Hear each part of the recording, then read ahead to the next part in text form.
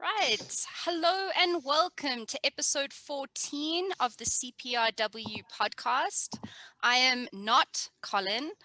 I'm Robyn from Colin's Punk Rock World, and I've taken over from our usual host who heads up the blog as well as CPRW Records for a very special International Women's Day edition of the podcast.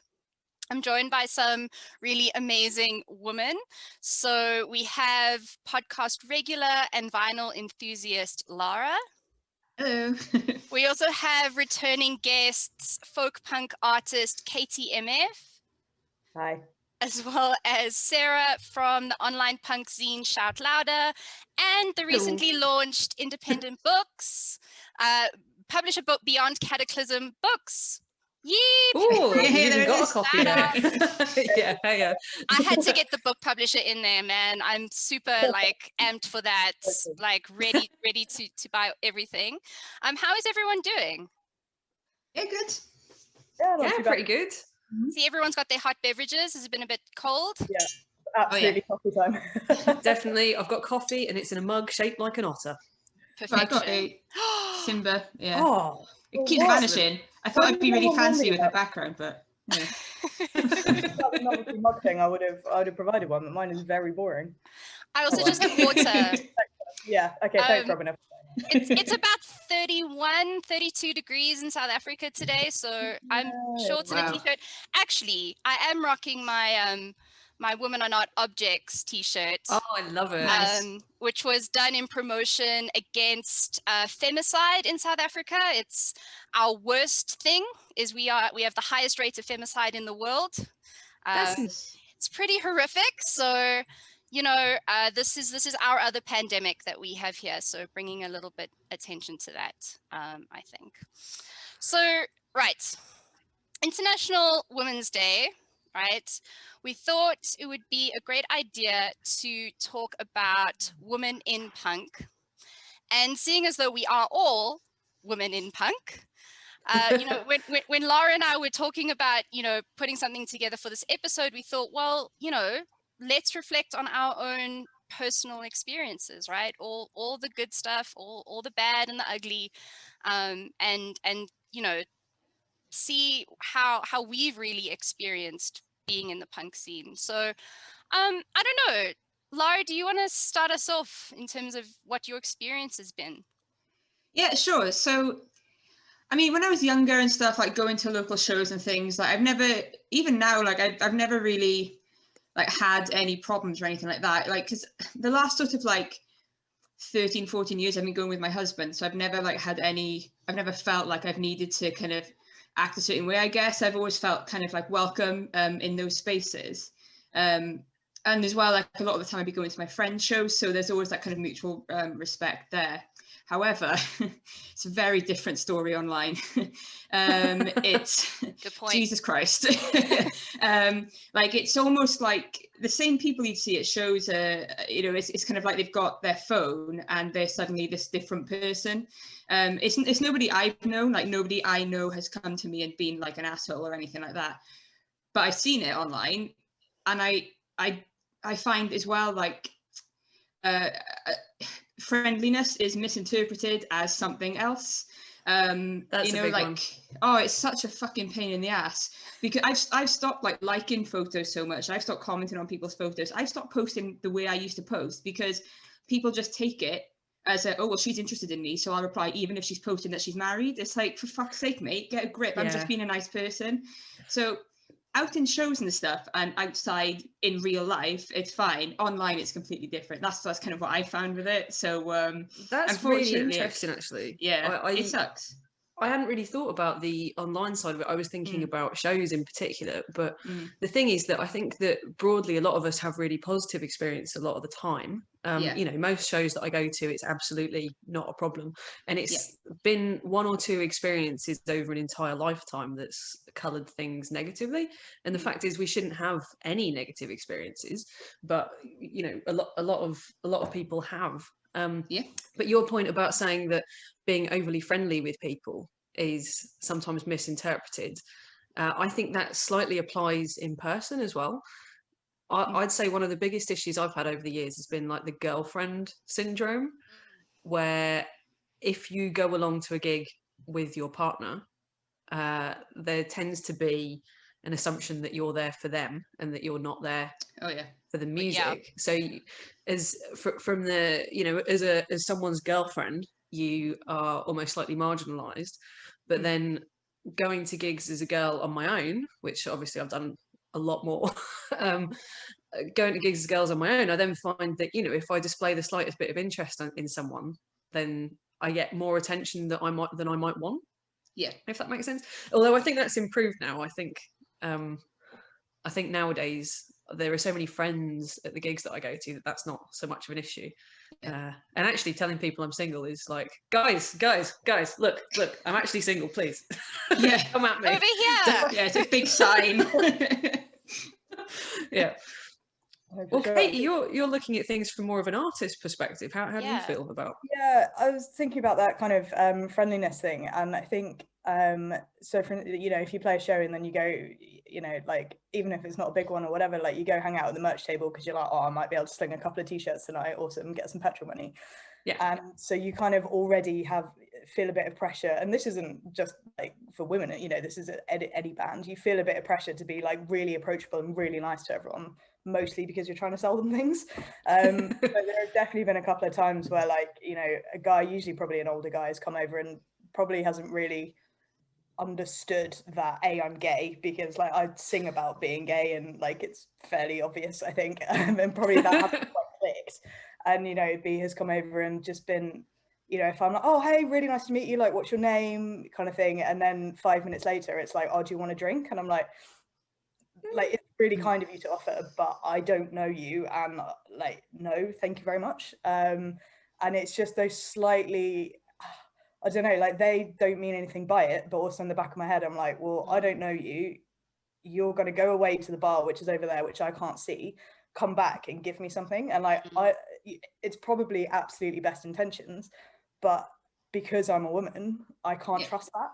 Yeah. And like that is a real kind of, that's the real shit thing, is that you automatically go to this like level of mistrust, I think, just because of, you know, historic incidents that have had nothing to do with me, but, you know, all that kind of stuff. And that can be quite tricky. So you definitely don't want to get to that thing where you're like so friendly with someone that they think that you're flirting or whatever. I'm like, nah, believe me, this is not what flirting looks like.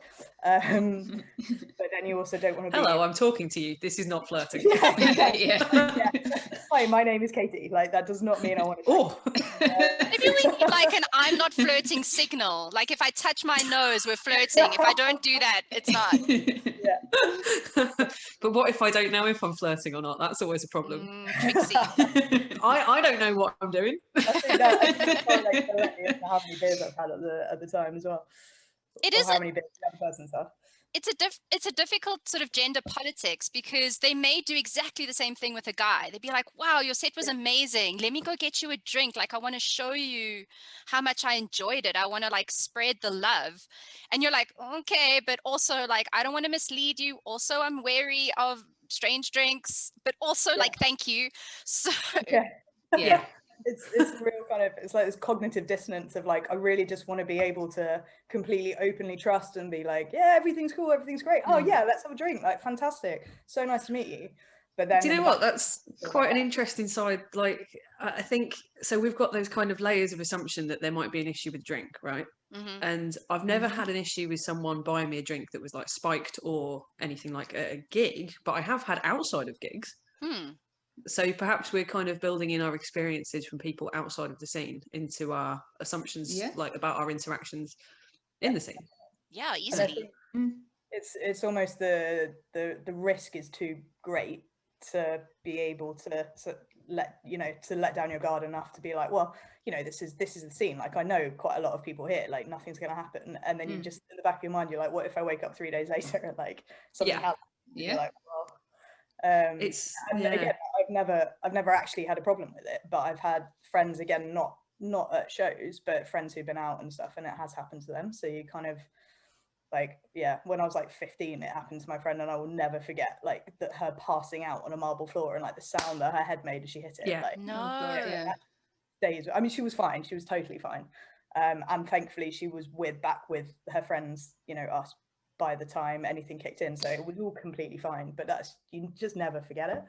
And that's just such a, yeah, like you're already coming at it from almost like a, I don't know, defensive, like a lower, yeah, risk. Like even just talking to someone carries a bit of risk, and that's just ridiculous, you know. Yeah. But yeah, sorry, I'm talking really fast because I'm drinking coffee. Oh, we're all on that, right? Oh yeah. This will be the quickest podcast ever. Have you guys ever experienced, you know, there's a little bit of something, and I think this links to the internet as well, in sort of nerd culture, where, you know, if a girl says, oh, I like that video game, and they're like, oh, tell me about it. How long have you played? Do you know Yeah, prove it. Yeah, prove it. Yeah. And I don't know, I've never really experienced this too much. Generally, I think on the internet more so, again, I would say, that sense of having to prove yourself. I don't know if any of you have ever had that sense. All the time. Yeah. Almost constantly, I would say. Yeah. Maybe at a lower level, I've never had someone come up to me and been like, name 3 bands on your t-shirt. Although actually I do remember a friend of mine who, well, I won't mention names or anything, but a friend of mine definitely fully had someone come up and be like, you don't even like that band that you're wearing the t-shirt of. Oh my God. Like, what? Like, oh yeah, I hate this band, so I'm going to give them 20 quid. Like, what? Yeah, excuse me. Oh, obviously, I'm just trying to sleep with the guitarist. That's the only reason I have this shirt on. Yeah. In fact, actually, it was a freebie that I got for that reason. Yeah, it's weird. It is definitely, and again, like, for me personally, it's not, you know, I don't run into that many issues like playing or anything like that, but always in the back of my head there's this thing of like, you have to be as good as the boys. Like always. And I think being in a band with men is also like, and they're both lovely and great guys, and they're also absolutely phenomenal musicians, so I have that thing of like, oh, I'll never be as good as them, and I won't, but that's not because I'm a woman, it's because they're incredible and they set the bar really high. But then I also have this kind of frisson of like, maybe I won't be as good as them because I'm a woman, you know, and like, that's a really tricky kind of, or perhaps people will think that, like, people will see me next to them and think, oh yeah, she can't quite keep up.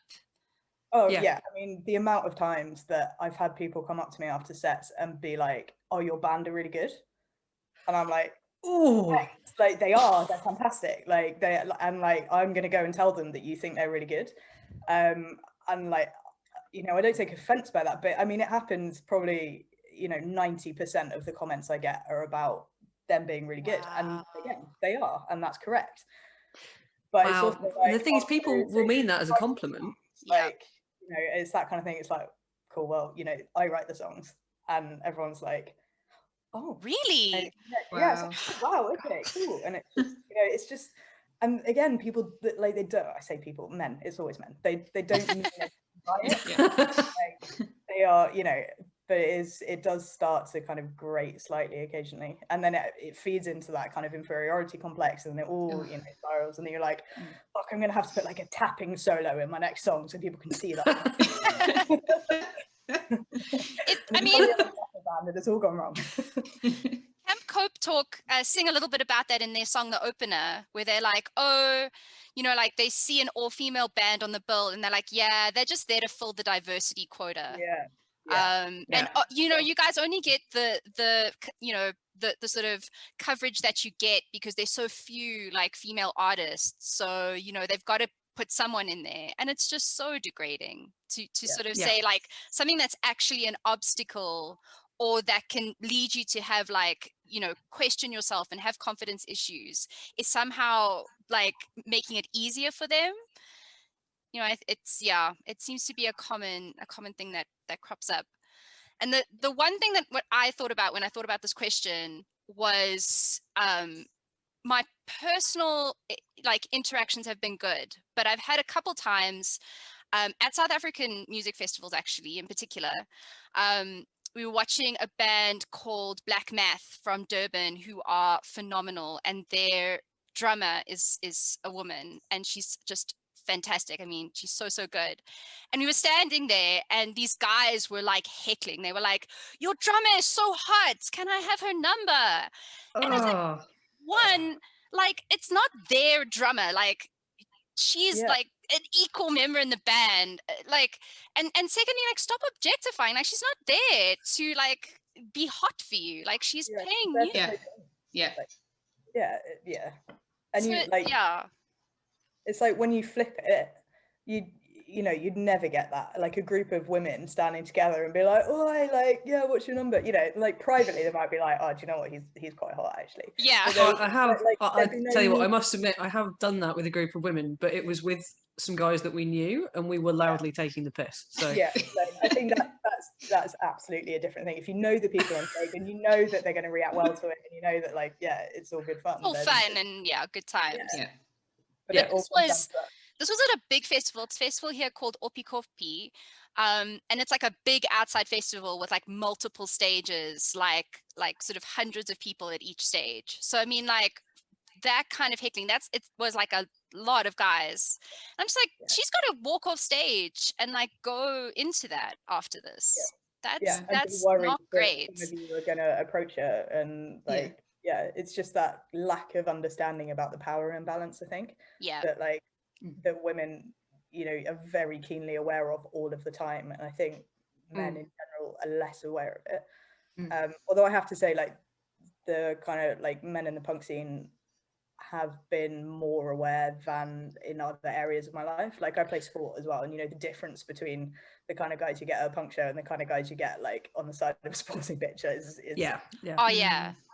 I will say that for sure. I mean, the guys in my scene here are feminists. I mean, they made the shirt, you know, very vocally feminist in all of the things that they do, and you know, recognizing that as part of the scene, not that very old-fashioned like punk is for bros and we're here to be aggressive and you know, we want to like smash stuff. They you know, very much that more progressive line. And I think it means that, you know, when you go to a show, you can talk to them about those ideas. You can be like, I read this great article, or did you see that this happened? And you feel like you've found a fellow person to talk about that stuff with.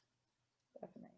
I think in what you just said there as well, there's that assumption that the need or the desire to be aggressive and smash stuff is purely a male thing. Like, you know, that as well. Yes, I want to smash things. It's like that's like, you know, when people as well, you know, like that's like that's it. Sometimes the experience I've had is that you know, you'll be in a pit and you'd be ready to go for it, and then you've got some guy who like stands in front of you to protect you because you're protecting. I'm like, I don't need that. Go away. Just a point about tall men at gigs. I have an actual note here that says being the shorty at the show. And it's a running joke between Brett and I, how often ridiculously tall men stand less than like 10 centimeters in front of my face. It's just like, dude, I'm standing back here because like there's stuff happening down there that I maybe don't want to get involved in, but like I still want to, like, I'd like to. I think that's had a real impact on me, actually. I think for years I was quite well known for always being right at the front of the show, always going for it and all that kind of thing. The reason I'm at the front is because I can see if I'm at the front. I'm not even bothered about being at the front. I'm quite happy to be at the back. But equally, I'm kind of mindful of with tall guys. I know a couple of guys who were so nervous to stand anywhere apart from like right next to the wall, and then I feel bad for them because. Well, my friend, I used to go to shows with him, and he's, you know, 6'4" or something like that. And we'd always have to stand at the back, or we'd have to split up, and I'd go down the front, and he'd stand at the back because he didn't want to stand any further forward because he didn't want to block anyone's view. And I thought that was quite sweet. But yeah, I think it's worst at Scar shows as well because you're at elbow height. So there should be another thing. Being the tallie at the show is also pretty rough. Also tough to get involved. Basically, if everyone could be average height, it'd be great. And all venues should be sloped. Yes. Or maybe that might be unachievable, but having multi-platform venues. So for example, at Deaf Institute in Manchester, there's the kind of regular flat bit, but then there's an area of like theatre seating at the back, and there's a mezzanine that you can go and stand on. Yeah, the That's what we baseline need. the baseline in Johannesburg is the same, and it's my favorite venue for all of those reasons. That's an interesting point, actually. You know, we talk a lot about making venues accessible for everybody. I haven't really thought about making venues accessible for short people before. It's a good But point. having multiple levels that you can stand on probably helps a lot with that. Yeah, and it does mean that you don't necessarily have to be down the front in the action. And I suppose on that, because I was thinking about this for myself, I think it's that contentious, but it is coming into discussion. Like, I don't know how you guys feel about stage diving. So. Sometimes good, sometimes bad. Yeah. It can depend on the stage diver and their choices regarding the crowd. I think there's an element of sensible stage diving, which is okay. I mean, stage diving is really fun. That's you know, if you've done it, it is fun. As long as there's a good crowd there that can support you, and that you're not just landing on one or two people. Yep. Because that's a problem, especially when those one or two people are 5'3" women. Who were going, I don't know what I'm doing. I don't want your balls in my face. Yeah. I don't want that. It's actually a good time to be short if you're in a good pit for a stage diver, because my hands generally don't reach the person's body because there are people above me who've already got there. Then I'm like, okay, no, this was a good... Yeah, just let it go. Let it go. Yeah, but then also what you want to avoid is there always seem I feel like I'm gonna call this out as a man thing because I've never seen a woman do it, but there's always one guy who just keeps going up again and again and again and again and again, and it's like, I'm trying to watch the band. Yeah, that's what I was going to say. It's kind of like there's just the respect in like who's around you, isn't it? I think I talked about this with Colin like a couple of weeks ago, and it's just like knowing like who you're with, knowing like and reading the crowd and things, and it is just irritating. You've got the same person going up over and over again, arsing about on the stage, making it difficult for the musicians as well. Like it's just I think it's different with hardcore bands because that's more part of the culture, you know. You know, if you go to see Counterparts or like Madball or something like that, you're going to have loads of people on the stage. You're going to have them all diving off, and then that's part of the fun. You know, I remember seeing bands at like Grows Rock and you know in Punk Rock Holiday in Slovenia, and you've just got this like there's just this mass of like 3 or 4 people stage diving at a time, and it's so much fun to watch and fun to do. It's the balance. It is also a bit cultural, and I think from space to space, because at Fest in Florida it's a big thing, like the stage diving, and I think coming from us, like the first time we were in that situation, we were like, whoa, and then you just get very used to it. But I think the crowds are always so big and everyone understands, so they're expecting it, and there's like almost like a protocol. But I think sometimes at the smaller shows, like people just want to make it more than it is, and it's like there are 10 of us. Don't unless there's like a mutual decision that that's what you want to do. So I used to work at a venue in Ipswich called the Smokehouse, and it was quite small, you know, like low ceiling. So even with small crowds, we'd always try and get someone up there and try and get their boot prints on the ceiling. Oh, cool. But then as a group, you've made a mutual decision to put someone in the air and make that happen. You know, it's part of the fun. more organized fun. Organized shenanigans. Right, exactly. okay, so what it's like you're going in with a tick list, right? You're like, right, okay, human pyramid, boots on the ceiling, we've got a rowboat, everything's ticked off. Perfection. Anything else anyone wants to mention before we move on? I'm actually curious about something. Do you feel that things have changed over time? Because I was thinking about my experience at shows in particular, and a lot of the memories I had of bad things happening, you know, like getting hit or touched or any of that kind of thing, a lot of them are actually from quite a while ago. Which makes me think that things have improved, but perhaps it's just moved online. I don't know. I think generally things have changed. Like in in that respect, but also like in more like representation as well. I think people are becoming more aware of things, and I think maybe things have moved online, obviously what I mentioned earlier, but I think as well it online is good in the sense that it's opened up like more avenues for people to find other bands. So like, yeah, I think things have got better, but that's just my experience. It might be completely different for somebody else, you know. So yeah, I think generally they've gotten better, but yeah, hard to say. Yeah, I think things have gotten better, but I also think that there's a certain amount of still internalized misogyny that we need to tackle. And I don't just mean with guys either. I think that we, like as women, have certain views or expectations that almost we need to train ourselves out of. You know, none of us are the perfect feminist to like straight away. We all have to just build and keep growing.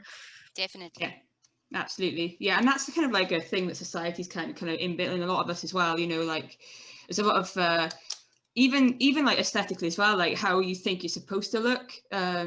You growing up, that's been quite a difficult thing for me personally to overcome. Is like you're not like the skinniest you could be, or you're not kind of like you shouldn't have tattoos and things like that. That's going to be something difficult for me to kind of get over, and I still do.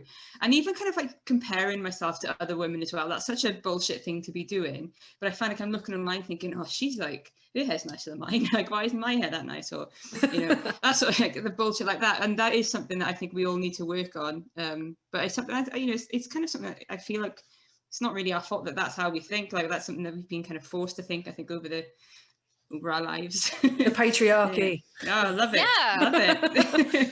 They're like, here are the men. These are your resources. You must compete for the men. When you have one, you are valuable. When you don't, it's not so much. You're right. It's the competition. Like I grew up thinking that women. I mean, I don't remember having this specific thought, but I didn't have many female friends when I was growing up. But I think in part that's because I felt like there was this weird competition that we all had to like look a certain way or act a certain way or be interested in certain things or be good at specific skills.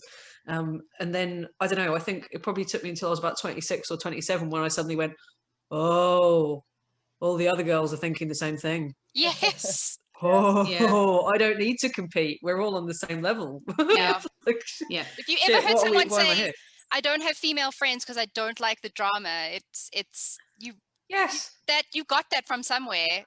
How would you know if you don't have any female friends? Somehow you feel you think women are more dramatic or more emotional or whatever. No, but the reality is they're more supportive.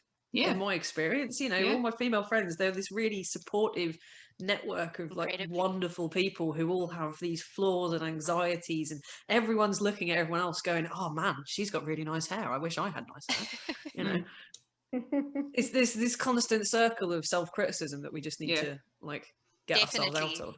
Yeah, for sure. I think going back to kind of whether things are changing for the better, I was thinking about it, and like I haven't been kind of part of like a punk scene for very long. Like I was quite a late bloomer. Welcome.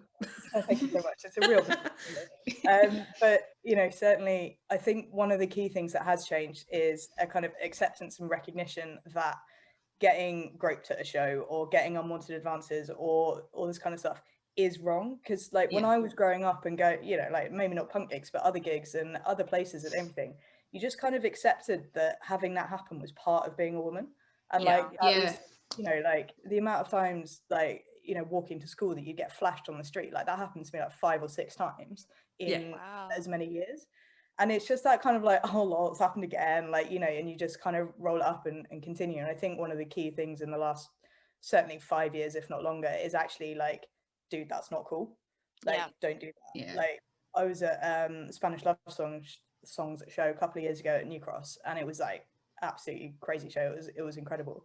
There was a really drunk guy there, and a friend of mine saw him like grope someone and was like, what the fuck do you think you're doing?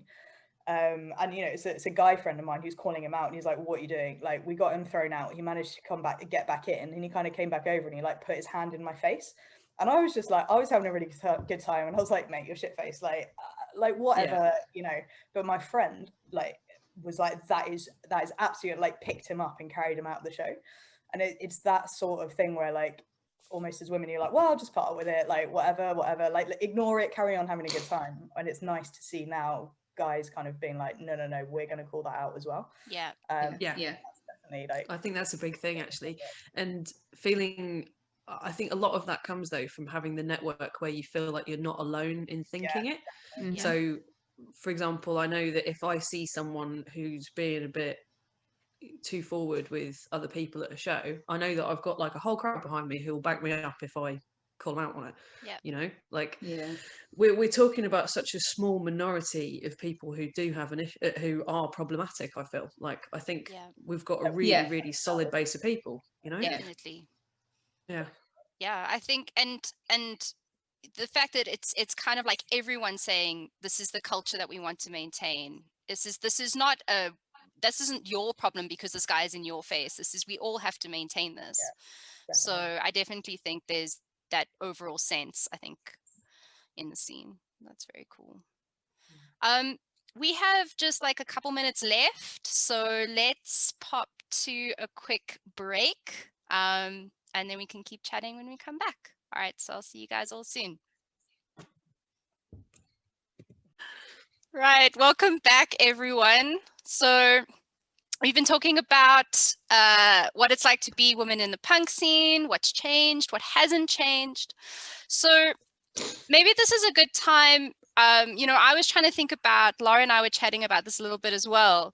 You know, when you were younger, when you were sort of first getting into punk or even punk related music, who were the female artists that you sort of looked at and thought like, wow, look at you taking up space, look at you playing this music, you know, and that was sort of really influential for you. Sarah, you look like you have thoughts. I have thoughts. I have quite a strong feeling about this. The same question cropped up a couple of years ago, and my honest answer is that when I was younger, there weren't any. There wasn't a single woman in like, particularly in like punk, but you know, even looking in rock, that I looked up to. Genuinely, the person who introduced me to like what punk would look like on a woman was Avril Lavigne. Lara and I That's said exactly who we were the talking same about. thing. And do you see me wearing a tie right now? And I did, like, but not now. I mean, I had a wallet chain for a bit, but oh, so did I.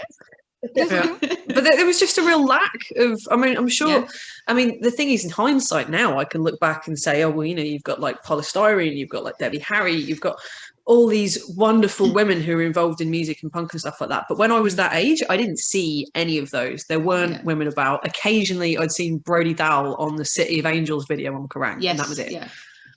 No, I mean, 100%. I've had this conversation, you know, where people come and be like, oh, Avril Lavigne isn't punk. Avril Lavigne wasn't anything. And I was like, hey, look, to me, that was an important person in my life. Like, yes, you can have the conversation about what she became, how she was made, anything like that. But for me, as a 12-year-old, I was like, that's cool. Like this, like, wow, I really enjoy this music. It's cool to see someone, you know, like I say, just taking up space in that world. Yeah. I feel I should add to this that I didn't ever like her. Right. I never thought it was a good look. Wish I was not a fan of the music. But to me, that's what a woman looked like. I suppose maybe we could also point to Avril and say, you know, was there maybe this thing where she was like, this is what you should look like, this, like it's a style, and you can maybe say that that was like a negative aspect. But I think Lara and I were both talking about the fact that, you know, like at least that first album was quite sort of formative, a bit of a stepping stone to other artists, but because of a lack as well, like because who, like looking out, like who else was there? You know, well, I looked at a lot of guys and took influence from all these guys, and I didn't really see. I always kind of felt like one of the boys anyway, you know. Well, less so now, but back at that age, people used to say things like, "Oh, she's a tomboy. Oh, she's one of the boys." You know. Yeah. Like. Oh yeah. I'll say from my perspective, I had 4 brothers. So I was always one of the boys. And I wanted something that was in a boy's world, but that was feminine. That had a feminine edge to it. So it was like, I didn't mind. I did all the sports. I mean, I wore my brother's jeans until I hit puberty. Like, I was always in boys' stuff. But I think, you know, I liked feminine things too, and I was like, but why can't we have like some feminine energy, I suppose, in this world? Yeah. For me, it was like, obviously Avril Lavigne. When I was younger, I was like, I'm like too cool to listen to this shit. But now I'm older, I listen to it and I do really like it. But at the same time, I kind of respected her for like being there and being like that way, even though whether it was marketed or what, I still totally. On like one side, I must have had some like respect for her on some level, because I did kind of take on what she was dressing, like whether I kind of realized I was doing it or not. But for me, like a big kind of surprise for me, kind of not so much in a DIY thing, but like in a kind of around like 2003, 2004, I can't remember what year it was, I went to see Homegrown in Cardiff, and they were supported by the Halo Friendlies, and that was massive. I was like, there's this group of girls playing pop punk, like where did these come from? Why have I never seen them before? I didn't really kind of, I was only like probably 15, so I was like, didn't really grasp that they're not necessarily going to be on MTV or whatever. I was like, where have these come from? Like, this is amazing. And so that was a big thing for me, even though they kind of broke up not long after. But that was a really big thing, because I was vaguely aware of like Hull or Courtney Love and like L7 and things, but I never listened to that music, and I still don't really love that music. Like, I will listen to it, but something that I wanted to listen to, Halo Friendlies was massive for me, because they still had that like, where Avril was a bit more tomboy, they were a bit like more feminine, which was a bit of a surprise. Yeah, which was like, oh, you can kind of, maybe that's another topic, but femininity and like, what is femininity, and that in punk as well, I guess. But that's interesting. Yeah, it's like how many hours have we got? Oh, I know, right? Hello. But yeah, no, definitely, it's that's like definitely a bigger topic to cover.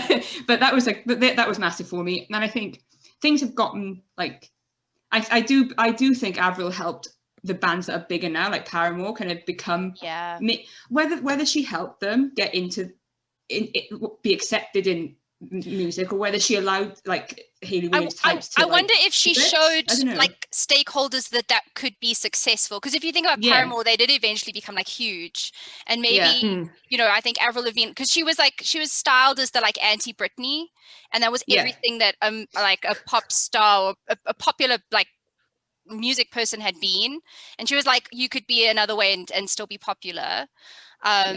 So I don't know so much about for independent, but maybe for like the big, the sort of big labels and stuff. Because Hayley Williams was like, initially when Paramore came, she apparently was supposed to be signed as like Hayley Williams on her own, but she was like, no, I don't want to do that. I want to kind of be in the band. So that's kind of, they signed to, what is it, the Fueled by Ramen or whatever the label was, and they marketed that way, which I thought was pretty cool when I found that out. So I was just thinking kind of thing when I first heard Paramore, I was like, who the hell is this? Like, what is this music?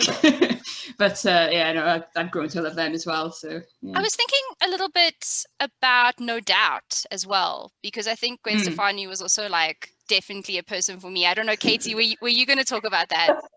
Yeah, I was. I mean, Gwen Stefani was definitely kind of the one for me, but I think also I just really fancied her. So you know, there's like,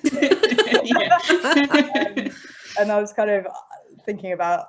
I mean, firstly, I think there's like a really interesting kind of history, and I think we're all kind of a similar age. I think, and actually, I think in the late 80s and early 90s, which is we were too young at that point. I think. So I kind of know what was going on, but there was actually like quite a big feminist deal, you know, all the Riot Girl stuff and everything like that, and the kind of grunge scene was actually pretty feminist and pretty equal. And look at how big L7 were and all this kind of stuff, and it's almost like the majors kind of saw that there was money in this, and the end product of the major thing as money, and something like L7 is Avril Lavigne 5 years later. So it's almost like that's when we kind of start coming of age, and so you have your Avrils and your Gwen Stefanis, and a couple of years later, like your Brody Dahls, who are very much, you know, major label marketing tools, right? Like, No Doubt, once kind of got into the mainstream, but that like, when you're a 13-year-old girl, you're not gonna, you know, you don't know who your DIY local punk bands are. You know, absolutely, you see on the magazines and who's on MTV, and but maybe you do now, because I think about like I was thinking about what did I have? I had like MTV. I had like our satellite had like this like punk channel that would play some stuff occasionally, like on the radio. I had what I could like maybe like find through like the few liner notes of albums I might have. Like, you couldn't go on the internet and just be like, go to Bandcamp, fans of find me recommendations. Yeah. So I wonder if now, I mean, we know that it's you know, everything has blossomed even more, but I just wonder if at this point, you know, if we were 13 years old today, you know, who would we be listening to? And I don't think it would just be the big ones. I think it would be all the smaller little DIY like bands. So it might just be a generational difference. Definitely. I mean, I remember when I was younger, I made, obviously not immediately, like I started off at like 11 or 12 with like, you know, The Offspring and Sum 41 and stuff like that. Yeah. But I started seeking out smaller bands not far after that, because I used to, at the time, piracy was a thing. Oh, yeah. Do you remember when we used to copy CDs and stuff like that? Oh, And, yeah. like MP3s had just been invented as far as anyone could tell. You know, I was really into piracy and getting stuff for free online, and I was really into like LiveJournal, and I used to read all the different. It was cool, before blogging was really popular, and everyone used to update their LiveJournal with the bands that they were into and like showcase different tracks, and other things. Sorry, I was about to go down a route there that I'm not going to go down. There was a lot of fan fiction. That's the thing. Okay, it's like you self-censored there for a second. Yeah. I used to write fan fiction about bands when I was that age, and it's something I try not to share publicly. Have you got any copies of that? Because I thought yes, we need to see that now. Please. No, we're not sharing it. I've only recently come out as a fan fiction writer, you know, like I started joking about it about 2 years ago, but I was so mortifyingly embarrassed by it that I haven't mentioned it for like a decade. Yes, anyway, we'll move swiftly on. I used to use those kind of platforms to find bands at the time, and that's so much more advanced now. So where piracy was a way of being able to find new music when I was 13, 14, 15, nowadays you've got Spotify, you've got YouTube, you've got all of those different platforms. And the thing is, those are still quite heavily affected by the major labels, but there's also a lot more diversity out there. There's a lot more things that you can go and find. And in general, I think that the generation below us are more, for lack of a better word, woke, like, and they're more aware of feminism and environmentalism and all those kind of things. So they're probably actively seeking out more stuff. Although, to be honest, I think that if I were that age now, I don't think I'd be listening to punk. What would it be? Some kind of like hip hop. Yeah, grime maybe. Yeah, grime, probably grime. To be fair, I listen to a lot of grime now, but I just feel like the part of me that was an angry teenager found solace in the bands that we tend to like now, the kind of, in my world, this kind of gruff punk thing where it's like emotions mixed with anger, stuff played really fast. And I think that angry outlet I probably would have found in something like grime instead, you know. Yeah. There has been some research to say that the kind of your brain as a teenager, as it's sort of forming and the chemicals, there is something to be said about what you find at that age and how it kind of has this impact on you. So I think definitely as I've got older, like my music tastes have got much more diverse and I listen to lots of different things. But I always feel like at the kernel of me, I come back to that. So I think I have a good idea what you mean, but I do admit, like I find things like hip hop so interesting. I teach hip hop in my classes all the time for someone who listens to punk. So I'm forever like, look at what this artist is doing, you know, and those sorts of things. So I think it's interesting to see how these different things connect up. But I agree with you. I wonder if I were growing up now, where my music taste would be. Probably also, I think that maybe the hip hop direction might have grabbed me. I think. Well, I think that's probably the more subversive of the genres now. You know. Yeah. And you have the same dynamic between mainstream and more underground. Yeah. I can't even remember the last time a band that I would like qualify as even punk adjacent like performed at like a Grammys or like an American Music Awards, like maybe Foo Fighters, maybe like but I like it's not popular in any really for us. Then it's interesting with kind of hip hop and underground scene type thing. Like it's it's easy to kind of start to be aware of something and assume that it's new because like you've only just become aware of it, or you're kind of, whereas actually it's that thing of like, you know, I'm sure there has been like an active underground subversive hip hop counterculture for 100%, like for decades, probably longer than there has been punk. And it's interesting that you only really start to become aware of this stuff as some of that underground becomes more mainstream. Definitely. And even with social media and everything like that, you still have to be quite an active user. You have to seek this stuff out if you want to find it, because otherwise you get what the algorithms push to you, which is exactly the same as watching MTV or listening to the radio. Totally. So it does require like quite a lot of work almost, but I mean obviously the payoffs are huge because you find a new band or a new artist that you love and you're like, shit, yes. But not everyone is that into it. And I like, does it feel sweeter to you, you know, like if you've seen someone posting about a band on Facebook for ages and you've just never checked them out and you think, okay, I'll check them out, and you really like them, versus when you've just gone down a hole and you've just found someone, it almost feels sweeter. I don't know, like, oh, I found this thing. It does. Yeah. But it also gives you a slight, almost like a power in a way as well, because you can go to your friends and be like, look, I found this band and they're amazing. Go listen to them. And I must admit that I did that with a lot of bands for absolutely years and no one paid any attention until I started a website, and then people started to pay attention to the stuff I'd been saying for years anyway. It's just like, look what I found. I found gold. Listen to it, please. How gutting is it though when you find a track or a band and you're like, oh my god, it's amazing, and you send it to someone and you think they're really gonna love this, and they come back and they're like, yeah, it's all right. Yeah, like, it's okay. My heart is breaking, that I need you to love this. It's so frustrating. That happens with Brett and I all the time. I'll like something a little bit more than he does, or he'll like something and then I'll be like, it's good, and he's like, okay, no, but you're not like expressing enough. Like, how? Be more excited. Be more excited. But the best is when we're both excited, and then that's like, I think that's an interesting thing that's almost a feminist issue that I struggled with for quite a long time. I used to get wound, you know, particularly I still do get really excited about stuff, but when I was in my 20s, I really got excited about stuff. When there was a new band or a new album or a new tour got announced or anything like that, I'd be like bouncing off the walls, absolutely over the moon, couldn't stop talking about it. You know, I used to get really emotional at different things, like when bands broke up, I'd cry and things like that, and I felt really strongly about it. And I've definitely had like friends or partners or things in the past who've almost gone, can you just like calm down a bit?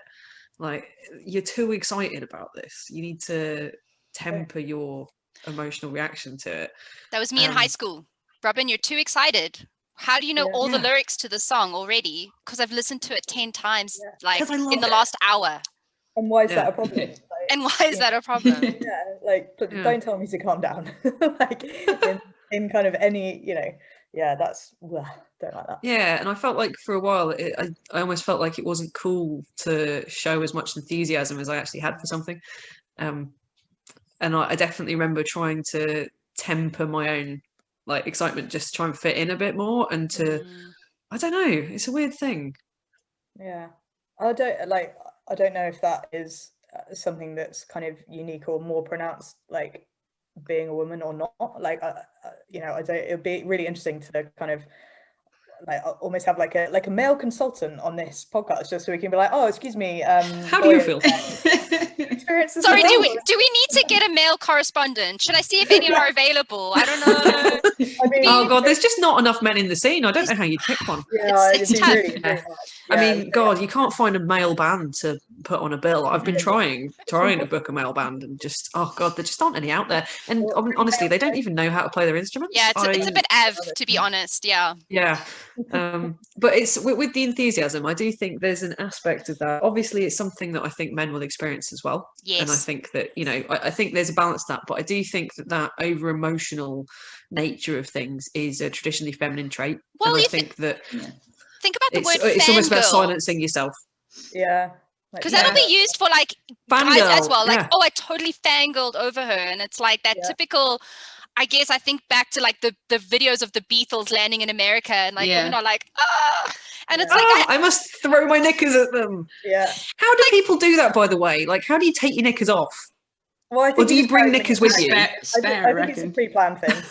You're like, like today, a bra you can do. Like a bra you can take off. But Yeah, a bra you can take off, but admittedly, that's quite impractical. Like, imagine being at a gig and bouncing around with no bra on. It's not like a good day. That no, take an eye I out. was actually, I was watching. There's a documentary about L7 that I was watching earlier this week, and you know, like the infamous tampon incident at Reading. Oh yeah. So she was talking that through, and she was like, do you know what? It was actually really difficult because my trousers were duct taped to me because I didn't have a belt. So she was like, it wasn't smooth, like, you know, she wasn't wearing a skirt and like easy kind of. She literally had to put the guitar down, like unwrap this duct tape, pull her trousers down.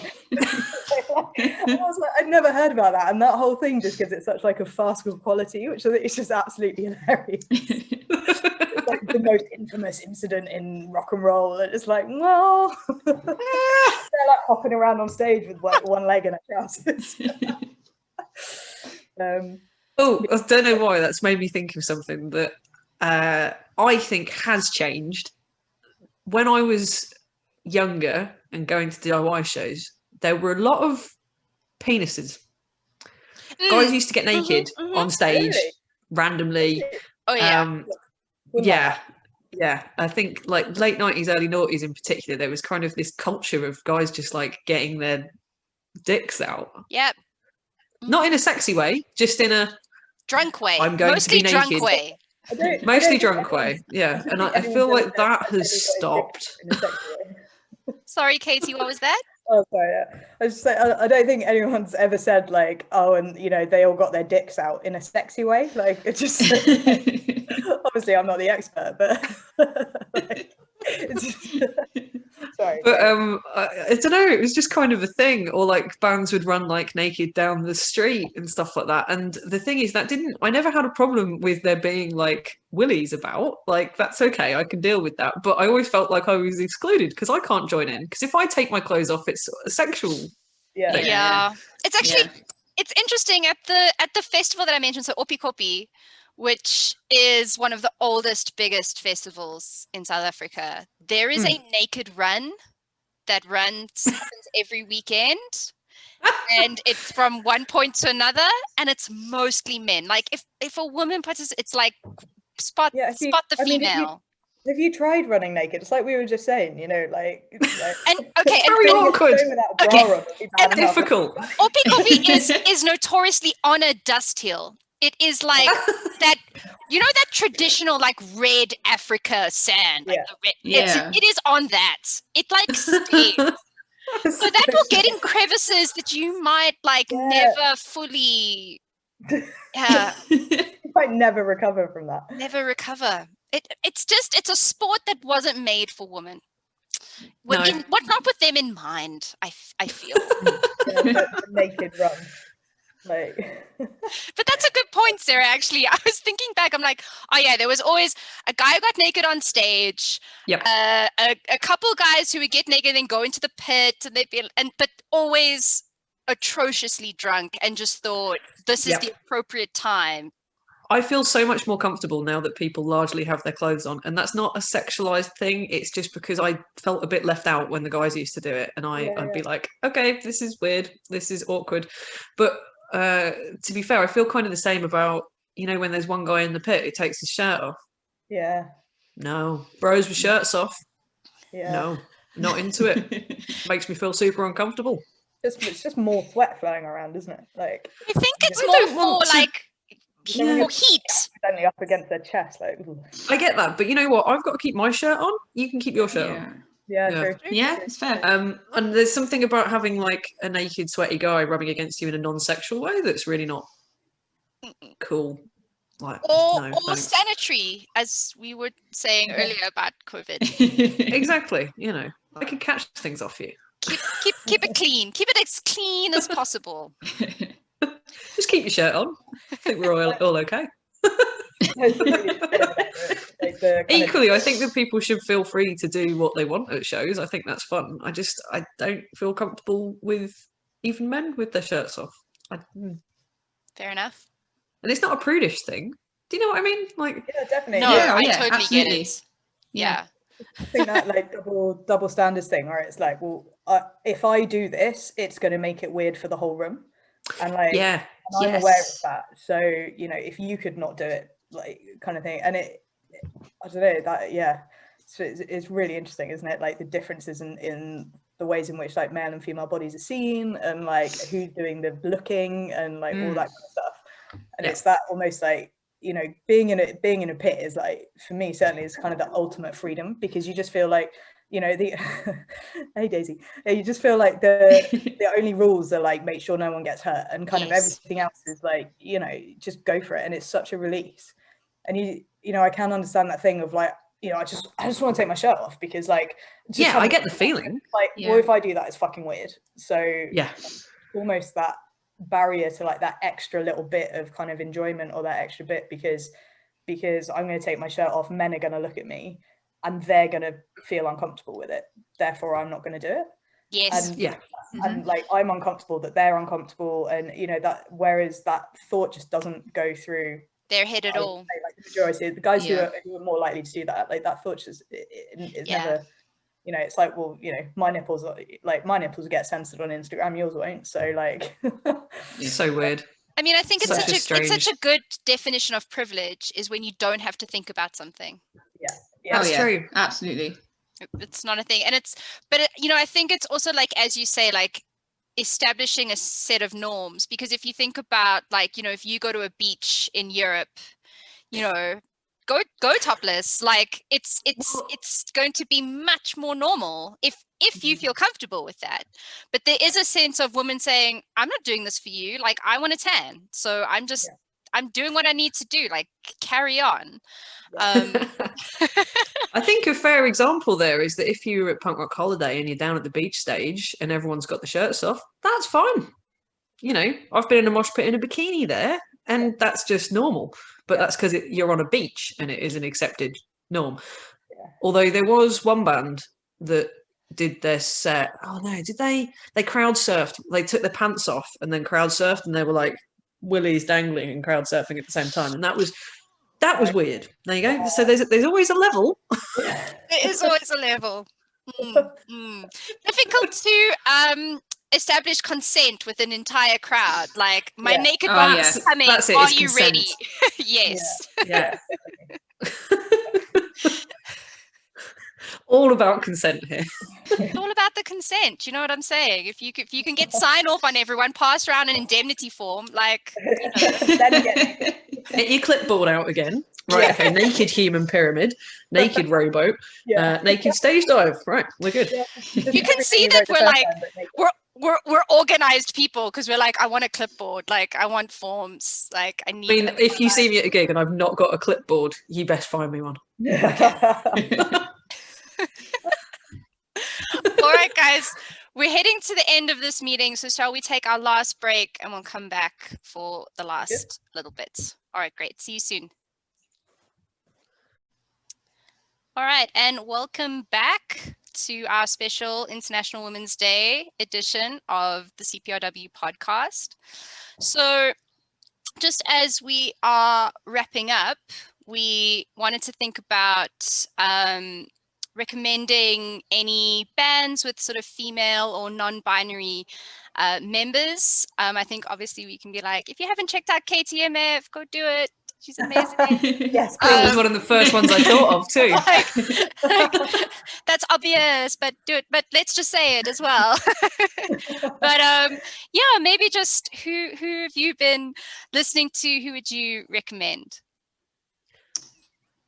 My main ones, I've got the Bomb Pops t-shirt on. That's kind of like, they've been like a big influence for me. Like for a long time, like a few years, I was kind of lost. Like I didn't really know what I was doing, what I was listening to. You know, that some people go through this like late 20s kind of, or all of my 20s, I was like, who am I? Like, what am I doing? And then like I found, like, listened to the Bomb Pops, and I was like, these girls are amazing. That is kind of like what I want to be like that's who I was before I kind of got lost. So they've kind of like helped me kind of come back to where I think I should have always been in a way. So I'll always kind of say the Bomb Pops, they are one of my favorite bands. Like they're really great live, and Jen is such a sweetheart. She's such a nice girl. They're such a nice band. But other bands, I've kind of got a little list going. A big one that I've been really into is Reviver. I think they're really great. Kind of trying to change up kind of like things in the scene as well, like how people attend gigs, I guess, kind of like the atmosphere at a gig. Others, like I mentioned, the Halo friendlies, but one I really got into, we mentioned earlier, like how when you kind of find a band and then people aren't that interested in them when you show them and then you get really disappointed. How much does it suck when you find, it's so frustrating. How much does it suck when like you find a band that you love and then you find that, oh, actually they broke up like 5 years ago. That's great. Yeah, all I the will time. never get to see them. Yeah, it sucks. So I found Gloss, Girls Living Outside Society shit. Yeah, like I found them like a month ago. I was like, this is the best thing I've heard in a long time. And I read about them and I was like, oh my God, this is amazing. Gone. Yeah. Gone, long gone, 2016, yeah, whatever. But yeah, awesome. Others I'd say like CF98. I think that's how you Bloody brilliant. So good. Yeah, they're really great. Yeah. Carolina's amazing, like such an amazing vocalist. Oh my God, yeah, his singing is incredible. It's live in particular, like yeah. They've kind of stood out to me, and the Tuts as well. They've been really great. But other than that, yeah, there's another one, Swan Prince from Birmingham. They've been great as well. I write that down. And yeah, they're kind of like skate punk kind of melodic stuff going on. I like on. how they've grown as well. Like I remember when they first started, and sort of Rachel was starting to talk about it, and then now their new album, or is it an EP? I think it's an album, isn't it? It's an album, it's great, and also it's such like you can see the progression as a band, and I like that. I really like being able to see people grow. Yeah, they're really nice guys as well. Really nice, They're always happy to talk on social media as well. So I really like to kind of show my support for them. And the other one as well, one that I've really gotten into lately, which is kind of like punk rock that like I usually like, but it's more indie pop, kind of dreamy, kind of, but also a little bit punk, is a band called Family Dinner from New York. So they're cool. They're worth giving a shout. They've just brought out their first EP, I think, so that's worth checking out. Yeah, nice. That's my little list. Yeah. Daisy's like, hello. I'm a woman in punk rock. I'm shaped like a cat. Doesn't mean I can't get involved. I discovered yesterday that she does not like Roughneck Riot. Oh. Which was a real disappointment. Actually, there's a band with a woman in. 100%. Yeah, and nice. I've loved them for years. I think I was thinking about like bands with women or non-binary members in that I'd want to promote. And the nice thing was that I remember writing an article about kind of highlighting bands with women in about 6 or 7 years ago. And I remember having to like research it and having to go and find bands. Yeah. And something that's lovely is that now you really don't have trouble finding bands with women in at all. There's bloody loads, and that's brilliant. Yeah. And it's the one that I probably most admire at the moment, or have done for a couple of years, is Follow Your Dreams, who admittedly are all friends of mine, so there's an aspect to it there. But the reason that I tend to think of that is because Kaz, who fronts the band and sings, she's been part of the punk community for a really long time. She's been helping out with TNS Records for years, but she's never been in a band herself. And she's maybe like a year older than me, and I'm too nervous to be in a band. No matter how much I want to be, I worry that there's going to be that comparison and that people are going to look at me weird, and am I as good as the boys? And oh God, I can't really play an instrument. Shit, And she doesn't have any instruments, but she'd never sung before, and especially hadn't sung in like a punk way, like had never done that shout before. And she went and approached Rising Strike and asked them whether maybe she could do some backing vocals with them and stuff. But Rising Strike at the time were kind of midway through slowly breaking up. That thing where you haven't actually broken up, but you haven't played a show in 2 years, that sort of thing. And she asked them, yeah. Well, they hadn't even really, there wasn't like a discussion as far as I know, but they were starting to branch off into this second band. And then Kaz was asking about doing vocals with them so that she could maybe try out with a band. But then it just sort of, the two things were so perfectly timed that they were kind of starting this new band, and she wanted to try doing vocals. And I remember how nervous she was going to that first practice when she was going to sing for the first time, and then trying it out and I remember seeing her confidence grow across that first couple of like practices and stuff, and then I started writing, and I remember how nervous she was before the first gigs, and all of this was like this journey, and I was just thinking, oh God, like I feel like you're doing what I want to do and that I'm too afraid to do. And now when she's on stage, she's so powerful, and you know, really knows how to work the crowd, and her vocals have improved so much as well. Like she's gained so much more range with it, and she's not afraid to do the kind of punky, growly, shouty thing that I'd love to do. But if I try and sing, I sound more like Atomic Kitten, you know. Like, I can't do the thing. I can't do that. Yeah. And so I tend to think of her as a real inspiration, because like as a woman in a band, because I saw the development and the growth of it, and whenever I get to see them live now, I get a little bit like emotional. It's weird, but yeah, so that's Follow Your Dreams from Manchester, and I'm sure I've got some other recommendations, but almost too many to talk about. I'll just add on to that quickly, because I think on both your points in terms of being able, like, I didn't have to think about this. I just jotted down, like, I quickly jotted down like 2 or 3 or 4, probably more, that just popped into my head. Yeah. And, you know, Katie and I were doing a fantasy festival list the other day, and I think we both had, like, I think most of the bands in my fantasy festival were bands with female or non-binary members. It is so there, you know. And I think, you know, when Emma and I did the To the Front comp for CPRW Records, nice and segue. That. Go check out CPRW Records. It like, we had so many. I mean, we were literally like brainstorming for that. We were like, and this one, and this one, and it was like just forever. Which I just love. I think it's not the rarity anymore, which is just spectacular. Yeah. But also, because I did want to mention my friend, my best friend, Jess. She is a writer, music creator. She was in a band here in South Africa called the Meerkat Mob. And now she writes on her own under the name Agapanthus.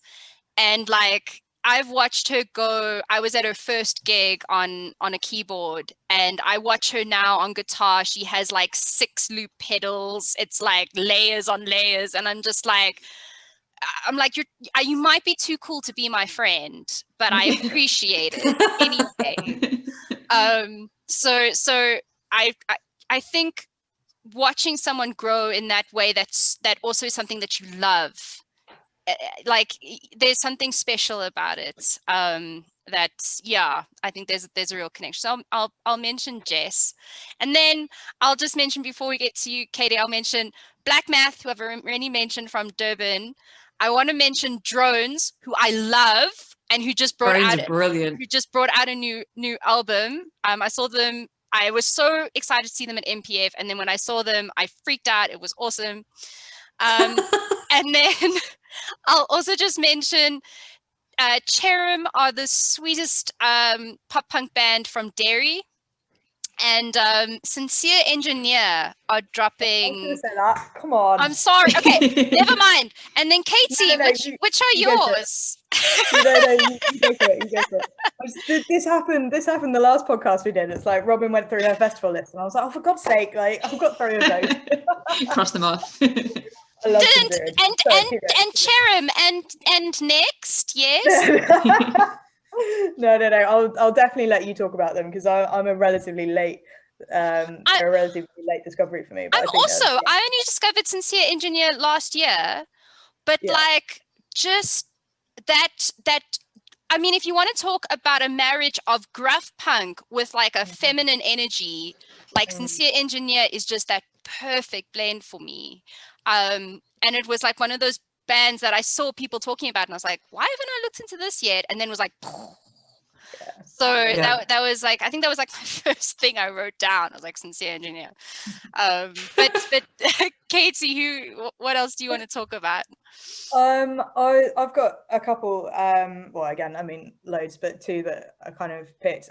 One is a band called Charles and the Big Boys, who are friends of mine, and like, I saw Charles play at an open mic in like 2016 or 2017 or something, when they were 17, and like, their voice is just absolutely insane, and they're really like talented guitarist and writer. Like their songwriting is wow.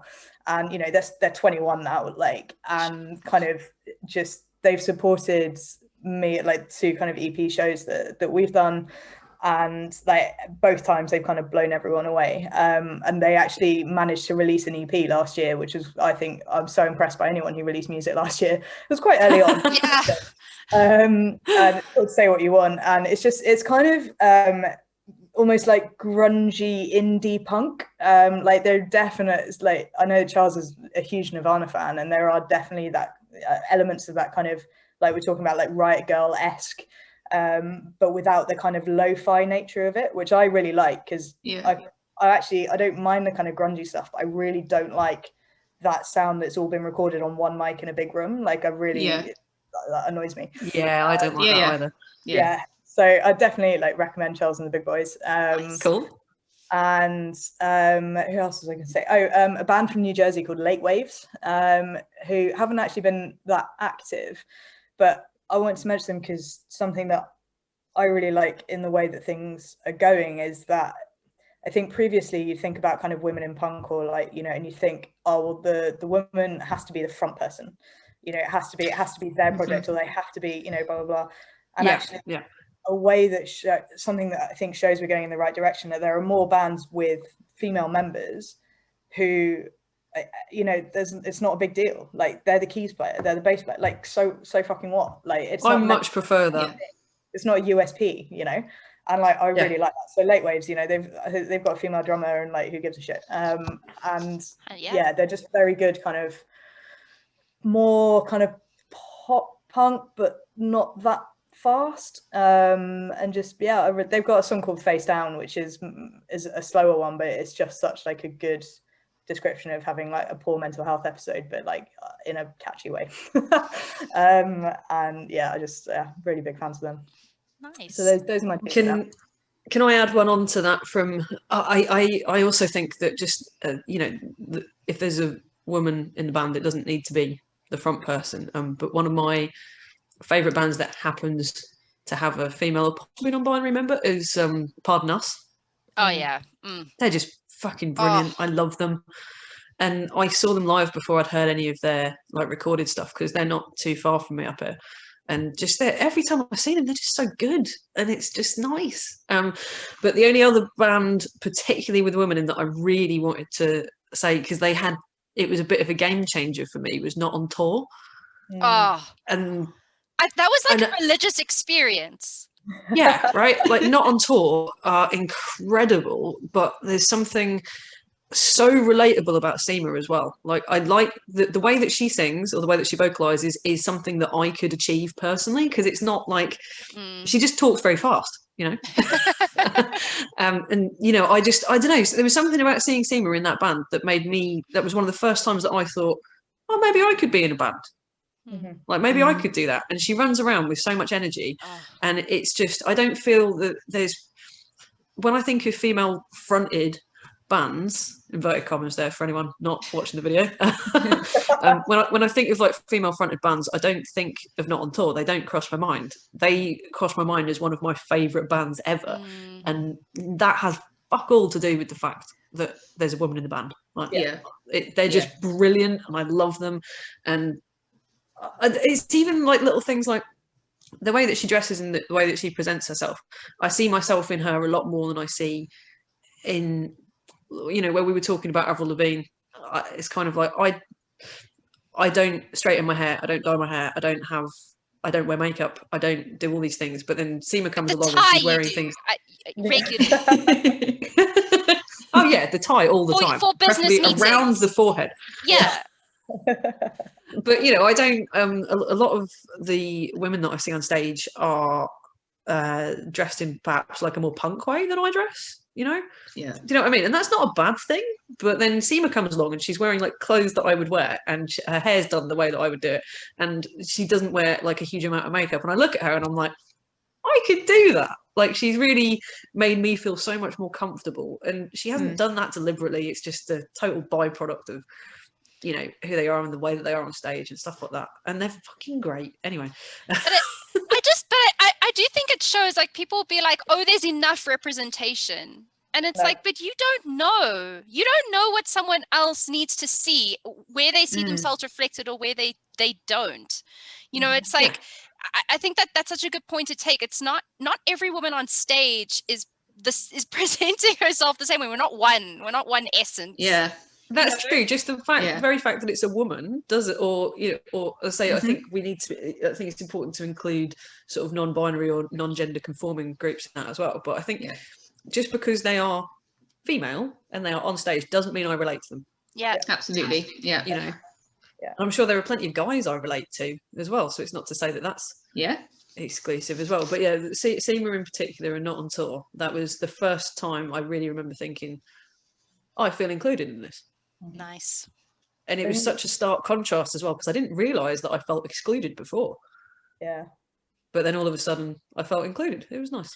I think I'll just add to that. It's worth mentioning they're broken up, sadly. But a formative band for me in South Africa was a 3-piece ska punk band called Japan and I, and they wore homemade matching dresses for every show that they played. Ala, do you know, I forget the name of the band in Kill Bill. Kind of that sort of vibe. Oh yeah. I forget their name. If I really thought about it, I could maybe scratch it from somewhere. But they were just amazing, and they were actually studying with me in my undergrad at university, and I couldn't even sit in the same row as them. I had to like sit a couple rows back. I was like, you guys are too great. But I think for me, as someone who, you know, is more feminine than maybe your typical punk aesthetic. So like, I like painting my nails. I like wearing dresses.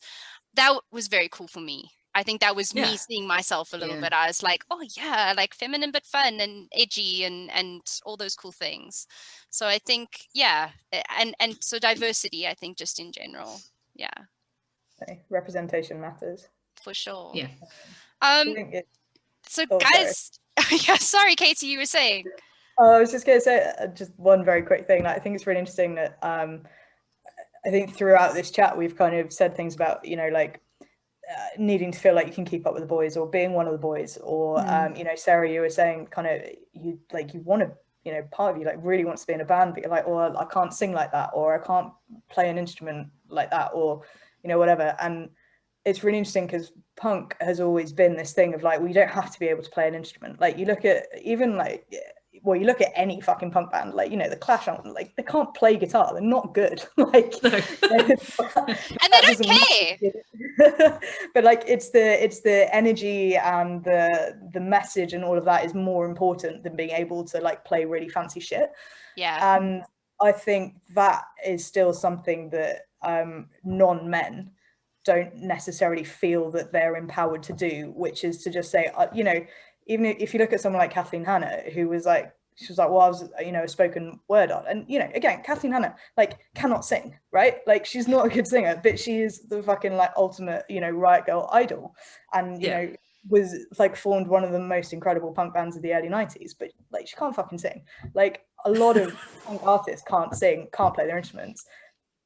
But it doesn't matter. And, like, I think we're still at the stage where you do see a woman or a non-man in a band, and you're almost like holding them to a higher standard than you are the men. And I think we've still got quite a way to go to kind of address that way. Like, even, you know, we were talking about internalized misogyny and all that. Like, you know, I do it. Like, we all do it. Yeah, I completely agree. I think all those things and then have to kind of notice that I'm thinking that. And go, and then like dial it down. It's like calling yourself out, isn't it? Yeah, exactly. Yeah, I do it all the time. Yeah. We do it in our jobs. I think women are constantly like, sorry, I couldn't do this thing as efficiently as humanly possible. I had to sorry, I'm not best at this. I've let all of like womankind down. Yeah. And, like, yeah. And like, you know, if you see one like female or like non-male drummer who isn't a great drummer, and you're like, well, only men can drum then. Yep. Whereas Yeah. if the male drummer is not very do you good, know you're what? like, well, that's not a very good drummer. It's funny because people were saying the same about the superhero films. So like when like Wonder Woman came out and they were like, is this going to be the one for like women in superhero movies? And they were like, Wonder Woman is about a man. It's not about a woman. That fucked me off so I know. much. Like, it makes me so angry. It's about a man. but like after Batman versus Superman, which like I almost walked out of. Right? Yeah, that was the internet wasn't like, oh, I guess we can't have men in superhero movies anymore. Yeah, because that one film wasn't very good. Yeah. It's but and so you I think because you see that pressure in other areas, so you think that for yourself. You think, oh, I'm representing, so I've really got to like shine. Yeah. That's it. You feel like you've got to work, 10 times harder to achieve the same sort of thing, when actually, we're talking about comparing ourselves to men and the way that they do things. Why are we comparing ourselves to that? Why exactly. Are they the highest standard? Absolutely. Like, right? Exactly. Like we should be doing our own thing that's completely separate. We shouldn't be comparing ourselves at all. So Sarah, you're starting the band next week. I'm in. I will not be starting a band. Okay. I've come to that conclusion. I thought about it a lot when I first moved to Manchester. I spent about 2 years thinking maybe it's time for me to start a band. And now I've officially made the decision that I'm not going to do that. It's never too late. So I was just thinking about it for too long. But I mean, I suppose the amazing thing about being so involved with this is there are lots of other things you can do. You don't have to be in a band. You can be in the crowd. You can be writing the blog posts. You can be doing the crowd is just as important at a show as the band is. I really think that's important. I think fans are as big a part of the scene as the musicians are.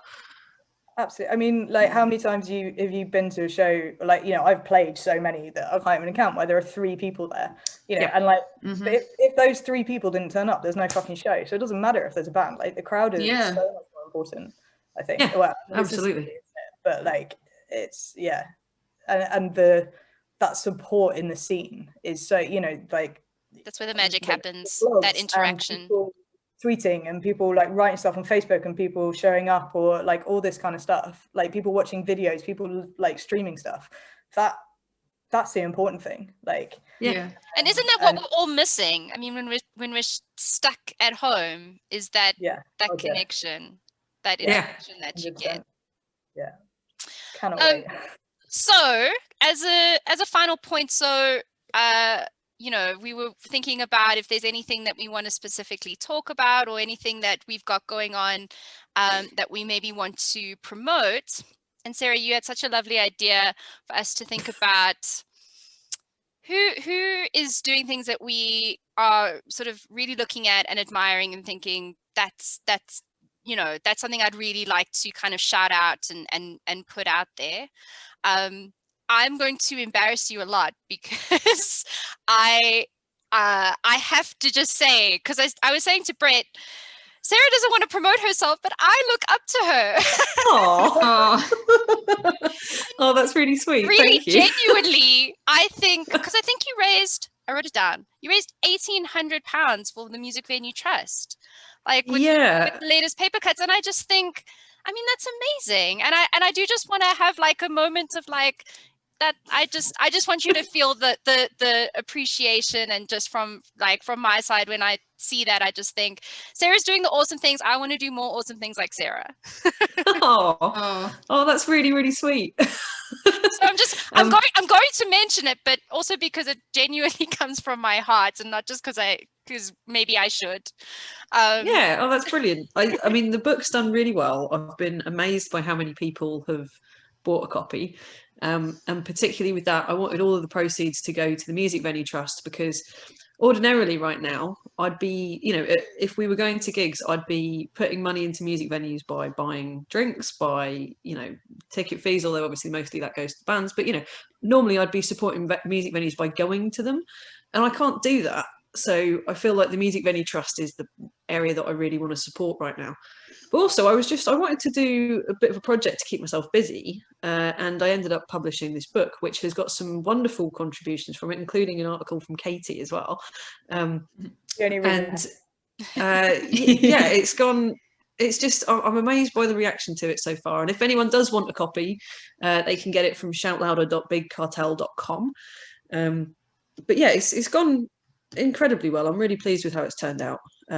And yeah, if we can get a few more, there's basically, I reckon we can raise a few more grand if I sell some more as well, and I push it a bit more. But I'm so nervous about pushing it and promoting it some of the time, you know? I think maybe that's a feminine trait. Maybe. I think people were happy to get a little slice of that live show experience. I think it was, in a way, I think it was a bit of a public service, because not only did it give people the opportunity to support the venues, which I think everyone is thinking about, it also then gave them that little slice of that experience. So I think it worked out really well. I made an effort. I didn't really say it in all of the marketing material, but I made an effort when I was putting it together to try and make sure it was also a diverse range of views and that it was as inclusive as possible. I ended up actually approaching quite a lot of different people from different backgrounds, people from different countries, and I tried to include various different genders and races and sexualities and things like that in it. It was actually tougher than you might think, because I didn't get replies from a lot of the people I approached. Yeah. But I've tried to make sure that it's a diverse range of views and it's not just a bunch of straight white dudes writing about gigs. So nice. Yeah. Hopefully that comes across when we read it. It does. It's really good. Thanks. I haven't got my copy yet because of the South African Postal Service, but I will have it at some point. It's with Colin in Manchester, so I have to get it. Okay. So I'll have to get it when I'm that side, but it will happen. I think we should give a bit of a shout out to Holly from Hell Hath No Fury. Yes. For all her hard work. And I know that she gets overwhelmed and flustered and all those kind of things because we have to try and fit in all this punk stuff around, you know, jobs and life and cats and children and all that sort of thing. But Holly does a really, really good job at promoting, you know, all kinds of different things, you know, and her roster on Hell Hath No Fury is a really good place to look if you want to discover some new bands. Definitely. In particular. Yeah, and the gigs that she's put on in the past have been incredible, and I'm hoping that Hell Hath No Fury Fest comes back when that sort of thing is allowed. 100%. Yeah, I remember her playlist that she made for MPF was just, absolutely fantastic. And it's, awesome. Lara? Yeah, I haven't really thought about this one, so I just it's the first that popped into my mind. There's a record label that started, like I think last year, called Smash Mouse Records, not Smash Mouth. Oh like yeah. So they're from, I think, South Wales. They're from Wales anyway. So I want to give them a little shout out because they're, you know, they started this during lockdown, so it's not going to be the easiest thing for them to be able to promote anything. They were supposed to be doing like a festing or like an all dayer in Cardiff this month. Obviously that's been cancelled. They had Swan Prince was supposed to be playing on it as well, so they've tried to kind of work really hard to kind of get things going, but haven't been able to go ahead with it. So I wanted to give them a little shout because I think we need to kind of help these ones that are starting up as well. So yeah, Smash Mouse, not Mouth. And they have some really, really cool merch as well. So I bought the t-shirt they brought out last year, and it was a mouse on a skateboard, and it's all kind of like playing on the Tony Hawk Pro Skater thing. So yeah, definitely see if you can find them. They're on Instagram at least. So yeah. Excellent. Was that Smash Fest? Yes, that's the one. Yeah. That was cool. I mean, I've applied to play a couple of times, so you know if there is. Look, Katie. I think it's them anyway, so it must be.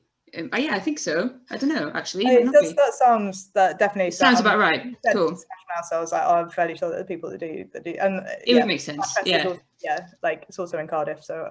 There are. Yeah, it most likely is then. Katie. Mine is going slightly like it's not music based, but I know that for better or worse, kind of going to gigs often comes hand in hand with having a pint or two or like a non-alcoholic beer, which I know Sarah you've got really into recently, and I have as well actually. Yay, health. But there's a brewery in London called Mothership Brewing, and it's an all-female brewery team, and they're Really? yeah, which you don't get many of. I think the brewing kind of industry is quite similar to Loads in that it's fairly like heavily male dominated. Very much so. Definitely. What was the name again? Mothership. Right. I've heard of them, but I didn't know it was a female team. Yeah, it is. Yeah, and they're just like, the beer's just really nice. Like, I wouldn't promote it if I didn't like it. You know, I don't know them. And I'm sure they have, you know, much bigger reach than I could ever give them. But yeah, it's just good beer.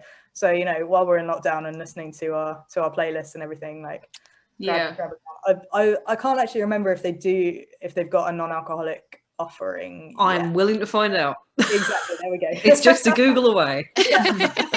But that's perfect for all your Zoom meetings and things like that. Exactly. Yeah. Just a little can of Mothership. So that's nice. Excellent. Well, awesome. Well, thank you so much, guys. Like, this has been such a lovely chat. Like, it's just so nice to hear you, all of you. Thank you for having us as well. This is quite a privilege to be asked on. Yeah, definitely. 100%. It's been, just really lovely chatting with you. And yeah. Well, thanks so much, guys. Colin will resume the normal service. I shouldn't say normal. I shouldn't establish a normal. But Colin will be back, and I'll just say thanks to Colin for letting me take over for this special episode. So thanks so much, everyone. Cheers. Bye. Thanks, folks. See you, everyone.